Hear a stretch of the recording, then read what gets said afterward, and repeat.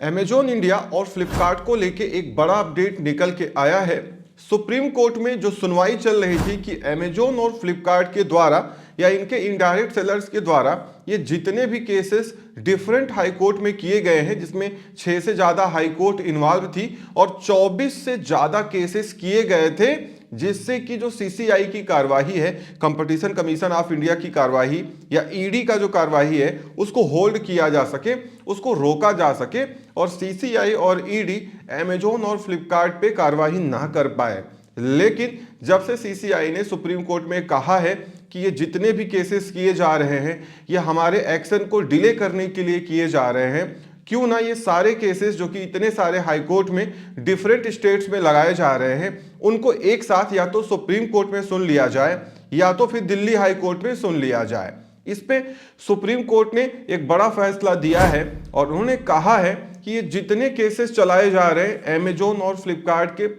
Affiliated seller या independent sellers के द्वारा, अब ये सारे केसेस दिल्ली हाई कोर्ट में तो नहीं सुने जाएंगे, ये सारे के सारे क्लब कर दिए जाएंगे कर्नाटक हाई कोर्ट में और इन सब की सुनवाई अब कर्नाटक हाई कोर्ट करने वाली है। अभी तक क्या था कि 6 से ज़्यादा स्टेट्स इन्वॉल्व हो रही थी, 24 से ज़्यादा केसेस थे, तो सीसीआई और ईडी को बड़ी प्रॉब्लम आ रही थी अमेजॉन और फ्लिपकार्ट के ऊपर कार्रवाई करने में या अपनी प्रोसीडिंग को आगे बढ़ाने में। वैसे भी सीसीआई ने सुप्रीम कोर्ट में ये कहा है कि अमेजॉन और फ्लिपकार्ट ये सारी कोशिश कर रहे हैं कि डिफरेंट केसेस करके इनकी कार्रवाई को डिले किया जाए या इनके एक्शन को डिले किया जाए, और हम ये चाहते हैं कि जितने भी केसेस फाइल किए जा रहे हैं इनका जजमेंट जल्दी निकल के आ जाए, जिससे हम अमेजॉन और फ्लिपकार्ट पे एक्शन ले पाए। तो सुप्रीम कोर्ट ने ये कहा कि देखिए ये हाई कोर्ट का मैटर है और अभी इसको इमीडिएटली हम सुप्रीम कोर्ट में लेके आके सुनवाई नहीं कर सकते हैं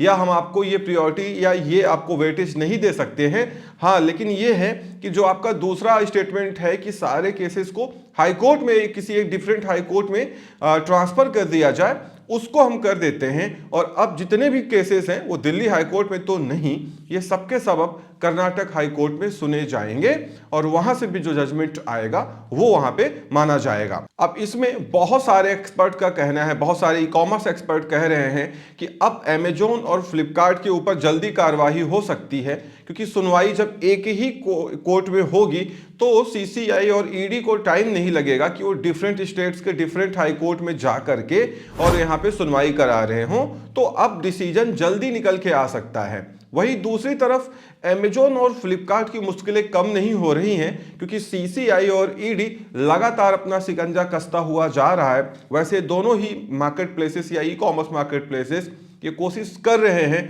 कि इन चीज़ों को और डिले किया जाए, लेकिन अब सीसीआई भी ये जान चुका है और इंडियन गवर्नमेंट भी ये जान चुकी है कि ये सब जानबूझ के किया जा रहा है और कोर्ट तक भी ये सारी बातें अब पहुंच चुकी है, तो कहीं कुछ किसी से छुपा नहीं है। बट देखना ये है कि कर्नाटक हाई कोर्ट कितनी जल्दी अपना फैसला सुनाती है और इन सारे केसेस को हैंडल करती है, क्योंकि ये सारे केसेस सीसीआई ने कहा था कि जब से हमारी रिपोर्ट निकल के आई है, जो हमारी इन्वेस्टिगेशन रिपोर्ट है, उसके बाद से लगातार डिफरेंट केसेस किए जा रहे हैं हमारे ऊपर, या डिफरेंट केसेस इस तरीके से किए जा रहे हैं कि हमारी जो प्रोसीडिंग्स है उस पे स्टे लग जाए और हम कार्यवाही ना कर पाए। वैसे भी बीच में अभी सीसीआई और ईडी की कार्यवाही पे कोर्ट ने स्टे लगा दिया था, लेकिन उसके बाद जब से वो कार्यवाही दोबारा स्टार्ट हुई फिर से बहुत सारी चीज़ों पे स्टे लग रहा है। इसीलिए सीसीआई ये चाहता है कि आप जल्दी अपना जजमेंट दे दें, जिससे ये जो स्टे का झंझट है खत्म हो जाए और हम अपनी कार्यवाही को पूरा कर पाएं। अगर आप अमेजॉन इंडिया या फ्लिपकार्ट पे सेल करते हैं तो ये जितनी चीजें मार्केट में चल रही हैं ये आपके लिए प्रॉब्लम क्रिएट कर सकती है, क्योंकि अमेजॉन और फ्लिपकार्ट पे प्रेफरेंशियल ट्रीटमेंट का आरोप पहले से लगता हुआ आया है और 4 साल की इन्वेस्टिगेशन रिपोर्ट जो कि लगभग 1600 पेजेस की है, उसमें इन सारी चीज़ों का जिक्र किया गया है और विथ प्रूफ किया गया है। तो जाहिर सी बात है, जब ये साबित ही हो चुका है कि अमेजॉन और फ्लिपकार्ट अपने कुछ ही सेलर्स को प्रमोट करते हैं जो कि उनके इनडायरेक्ट पार्टनर्स हैं, बाकी सारे लोगों को कोई ट्रीटमेंट या प्रेफरेंशियल ट्रीटमेंट मिलता ही नहीं है या उनको एल्गोरिथम से डिमोट कर दिया जाता है, इसका सीधा सीधा यह मतलब निकल के आता है कि अमेजॉन और फ्लिपकार्ट पे लॉन्ग टर्म में उतना बड़ा कैरियर नहीं है। इसलिए आपने देखा होगा अमेजॉन फ्लिपकार्ट पे जितने अच्छे सेलर्स आए थे लॉन्ग टर्म में वो वहां पे चल नहीं पाए और अल्टीमेटली वो अपनी वेबसाइट पे मूव ऑन कर गए या उन्होंने अपना ई कॉमर्स स्टोर फ्रंट बना लिया और अपना ब्रांड अवेयरनेस बढ़ाने लगे जिससे उनको डायरेक्ट ऑर्डर मिल पाए।